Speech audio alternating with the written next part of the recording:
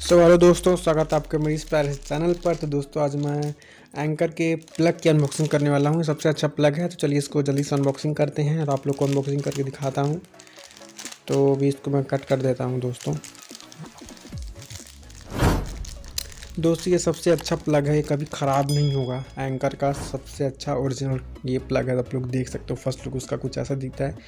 आप लोग देख सकते हो इस पर एंकर लिखा भी हुआ है और काफ़ी ज़्यादा मजबूत भी है और बड़ा भी है आम प्लग के मुकाबले। बट अगर ज़्यादा दिन आप कोई भी आप चलाओगे, हीटर चलाओगे, इंडक्शन चलाओगे, तो इसमें आप कुछ भी लगा सकते हो। आप लोग देख सकते हो, हाथ पे रख के भी आप लोग को दिखा देता हूँ कितना अच्छा ये प्लग है और थोड़ा बड़ा भी है। तो आप इसे कुछ भी चला सकते हो, heater, AC, washing machine, fridge.